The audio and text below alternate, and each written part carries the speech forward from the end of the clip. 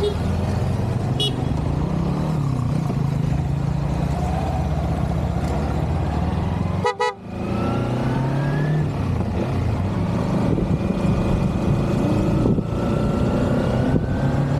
what's up mga amigo? It's another day to ride again sa karong buntaga namin diri sa San Jose to Tibuli Diversion Road. So kini nga dalan is right after atong mini falls, good nga murag ginatambayan diri sa mga gaagi. Namang murag free diri nga small falls lang na naitambayanan. So each weekend murag daghan kay gatambay diri na side. So kini nga dalan is paadto na ni siya sa Tibuli na side. So kauban ako karon adlaw is baliupat mi ka rider, isa ka TFX 150, isa ka Raider 150, isa ka Vogue 500 o kini ako Z300 na Kawasaki.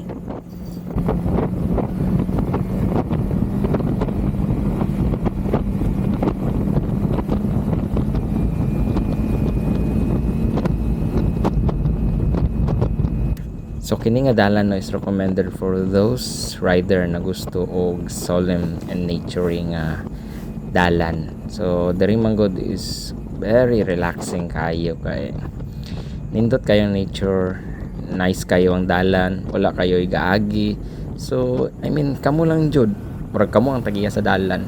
Then kung gusto kag trail, napo ni siya trail kay napo ni siya portion nga grabe ka sa kaon, napo ni siya portion na grabe ka babaon.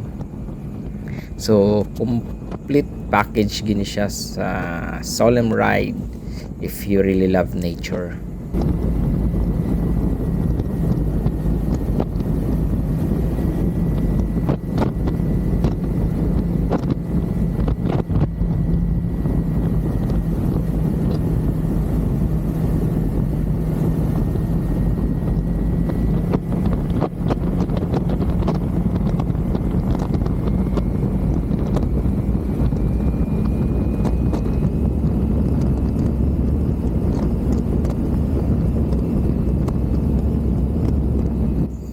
Gikan ka Jedsan, probably diri na portion ang pinakataas nimo nga pwede maagihan kay most of the sakyanan nagaagi diri, pati motor is nagalisod. Kung dili ka kabalo mo timing diri sa imong gear, may possibility na maghunong ka sa tunga or matumba ka sa tunga tungod sa iyang kataas. Utong gid maayo mong engine kung dili ka kabalo mag-shift. Pero pag once na naabot na pud nimo iyang peak, grabe pud katugnaw diri nga lugar. Tapos napagini siya pasaka ang gamay nga bukid nga pwede nimo sakaon para makita nimo yung overlooking. Pwede ka mag-take of pictures if you want, then pwede ra pud ka moagi lang if you want.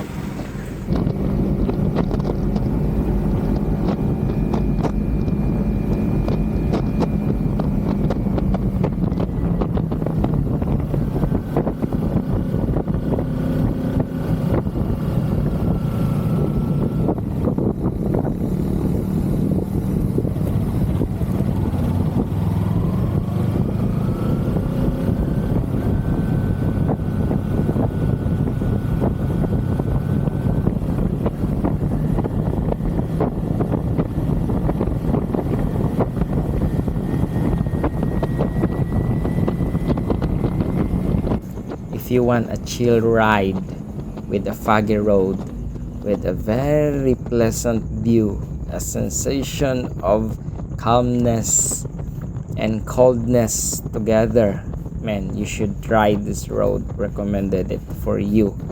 Kung gusto ka ikat ang travel from Jensen to Tibuli, you must try this route. Kung dili ka gusto og traffic nga dalan, kung dili ka gusto og daghan para checkpoint, and then you must try this route. This place is good for chilling ride, for overlooking view. You can stop if you want to stop to take a picture of a place, and you can go while being mesmerized to the beauty of this place.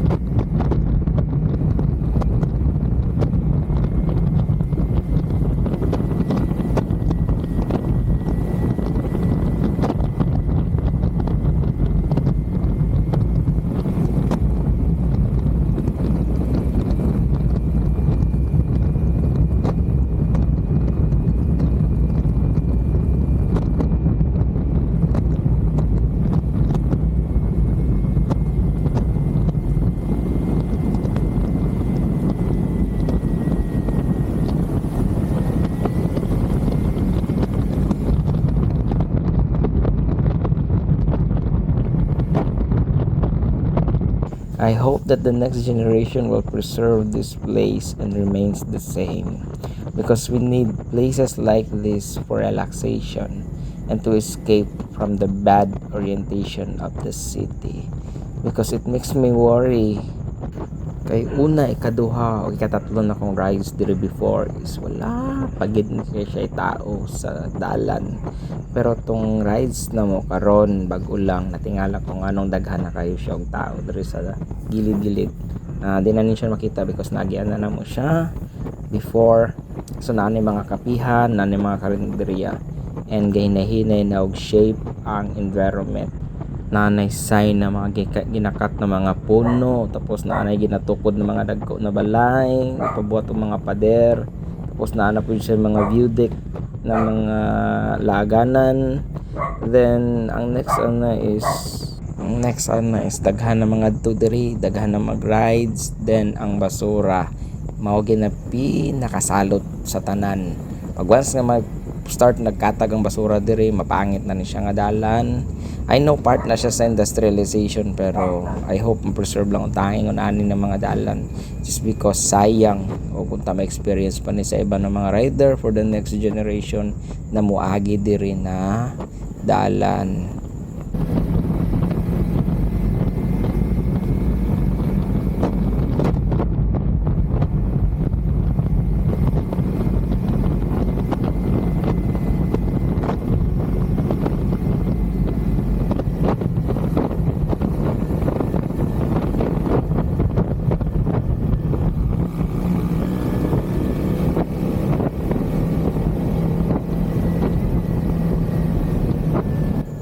Diri na part ni action nag-ok akong itlog at potek hasta yung tugnawa sa pag naka-jacket ko niya, naka-gloves pa, manusok gid ang katugnaw nice gid diri nga lugar kung gusto kag tugnaw nga dalan. Diri gyud ang pinaka the best.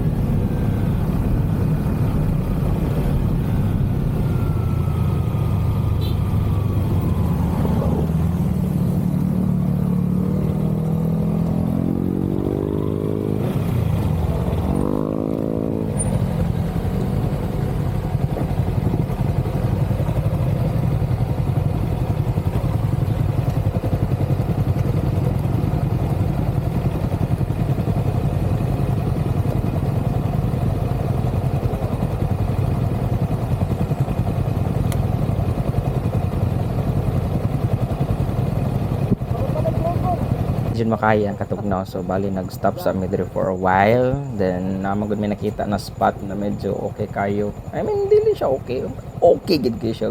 View mountain ang gilid, tapos sa baba is mura siya cliff na naay mga residents. Then siya fogs all over sa mga residents, so gilantaw lang na mo to kung sayang itsura. Then storya kadali, tapos nag-continue na pud mi after the diri kay maagi na may checkpoint, mao na siyang boundary sa Tibuli. Tapos nagpadayon mi, then nakaagi may mga plantation sa Sagingan. After sa plantation sa Sagingan, nagdiretso na mi pa munisipyo sa Tibuli. So gi-bypass na mga munisipyo sa Tibuli, nagdiretso may padtog Suralan. Next sa Suralan nagdiretso may og Marbel, tapos Marbel tupi magsangyaw to Malandag baligilibot. Then amo na siya na loop. Wala na lang ako na record kay lobat na kayo ang akong recorder, o hantod din na lang po akong vlog. See you on the next one. Salamat sa paglantaw. Amping mo.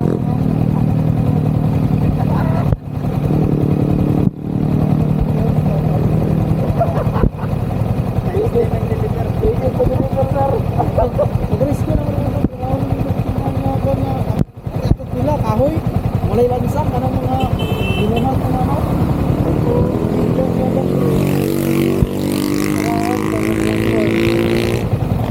Picture ba? Parang halipin siya mo kanina. Wala. Dito? Wala. Video lang. Haligi ko. Ipag-anak mga kahoy ko.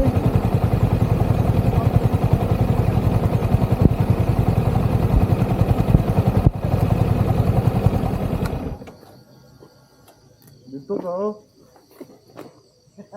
Ulog pala ng bato.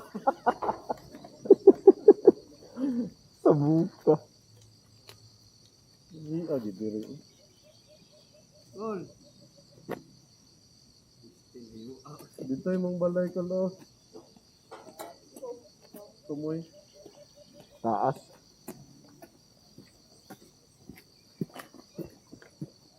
Dire, may project ka dire, mga zipline. Sure. Para. Okay, selfie.